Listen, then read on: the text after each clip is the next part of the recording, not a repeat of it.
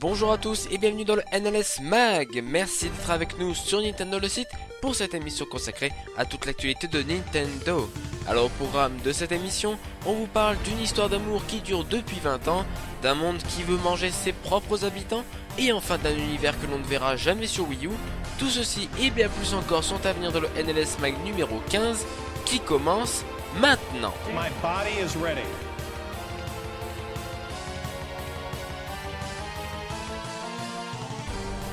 My body is ready.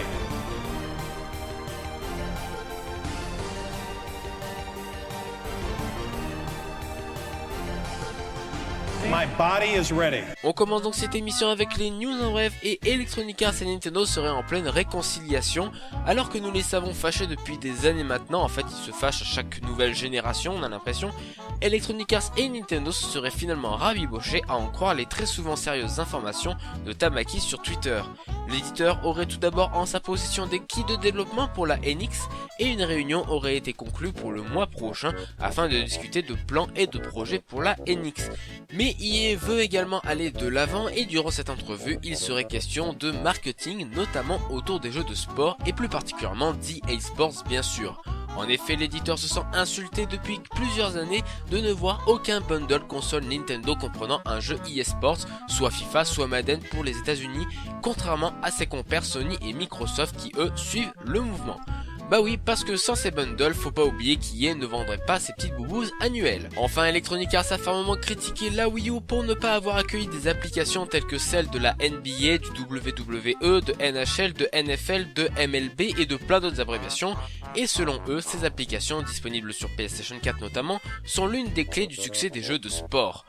Voilà donc un discours poignant qui démontre encore une fois l'avarice d'Electronic Arts qui, au lieu de remettre en question ses licences, préfère cracher sur le dos d'un constructeur qui préfère vendre ses consoles avec Mario plutôt qu'avec celle de Messi, ça se comprend en même temps.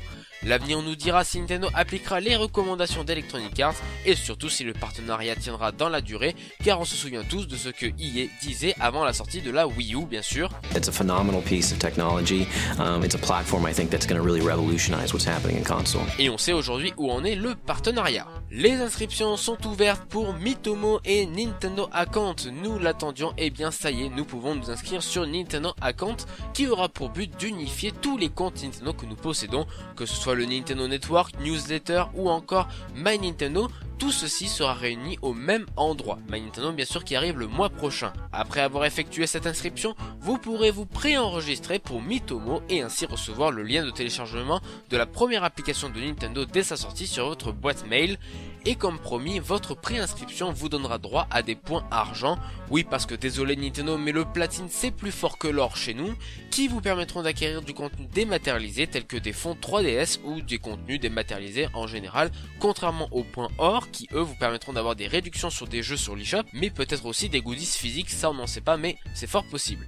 L'application est prévue pour le mois de mars avec assurément une grosse campagne marketing, ça c'est clair qu'ils vont devoir mettre l'accent là-dessus. Vous le savez certainement, un Pokémon Direct est prévu demain à 16 h par Nintendo. Au lieu de nous proposer un Nintendo Direct, ils préfèrent nous faire un Pokémon Direct de 5 minutes juste pour nous annoncer un seul jeu.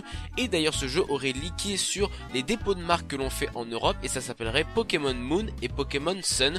Donc en gros Pokémon Soleil et Lune. Donc voilà, on verra bien, ça sera confirmé demain, mais en tout cas ça semble bien parti car le dépôt de marque a été déposé par Nintendo et en plus la police d'écriture de Pokémon est plutôt spécifique à lorsqu'on dépose les marques Pokémon, donc autant vous dire que c'est pratiquement confirmé, mais on aura confirmation vendredi et on reviendra là-dessus bien sûr lundi avec des images certainement du jeu. Enfin on termine ces news en bref avec la date de sortie de Yokai Watch qui est déjà sorti aux États-Unis en fin d'année dernière et qui a fait un sacré bid.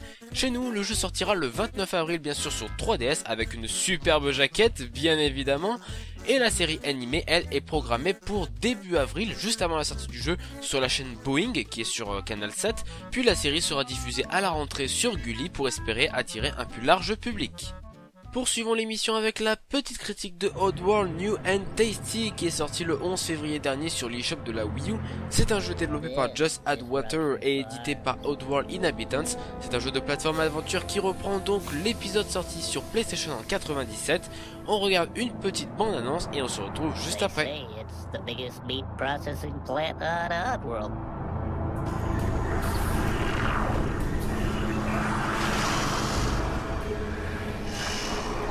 I used to work here. Well, I was really a slave, like all the others.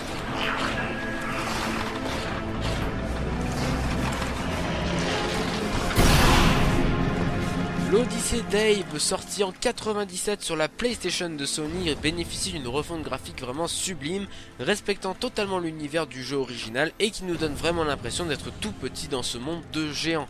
L'histoire quant à elle reste égale à l'épisode de la PlayStation.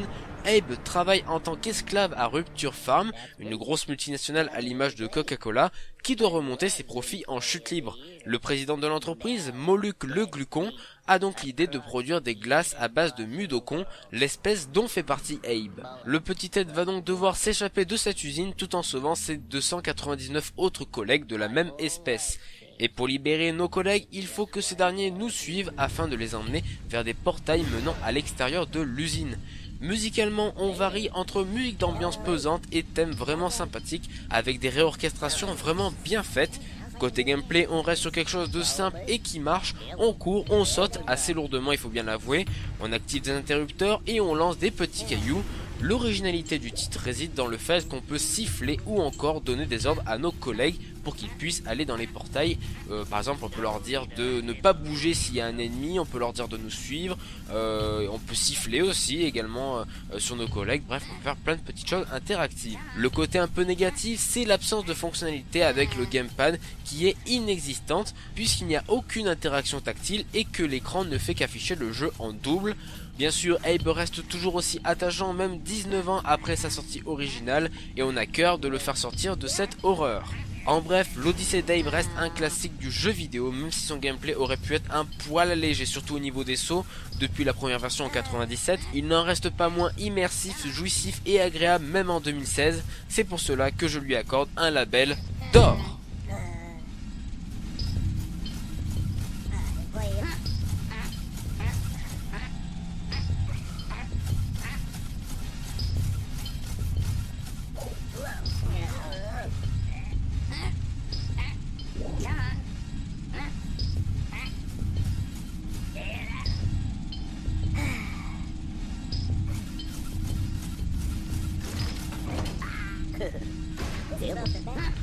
Follow me. Okay. Everywhere. Oh, Follow me. coming. On continue l'émission avec l'agenda de la semaine et The Legend of Zelda Twilight Princess HD sortira le 4 mars prochain sur Wii U.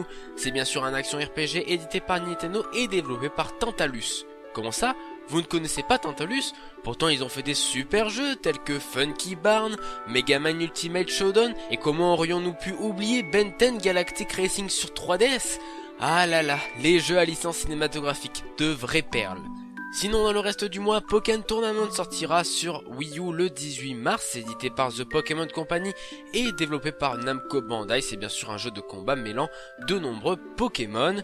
Et enfin, Hyrule Warriors Legend sortira lui aussi sur 3DS le 24 mars. C'est édité par Nintendo et développé par Koei Tecmo Games, un beat'em all déjà sorti sur Wii U. Mais là, il y a tous les DLC.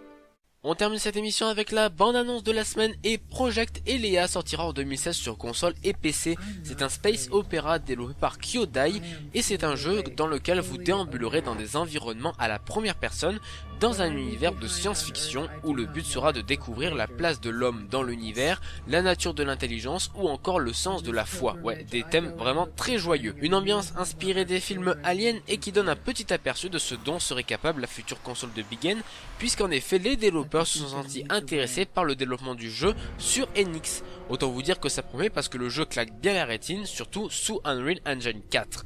Je voulais donc découvrir ceci et on se retrouve pour la fin de l'émission.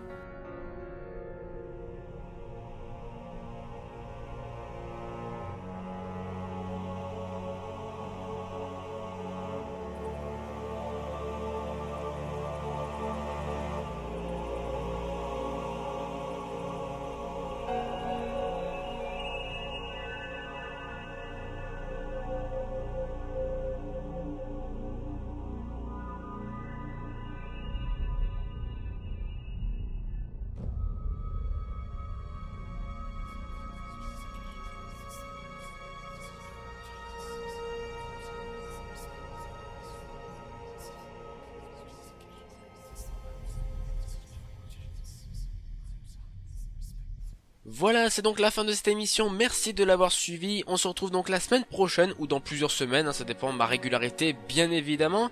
On se retrouvera en tout cas pour la petite critique de Xenoblade Chronicles X, enfin j'ai un petit peu avancé dans le jeu, et je vous proposerai donc la petite critique lors de la prochaine émission.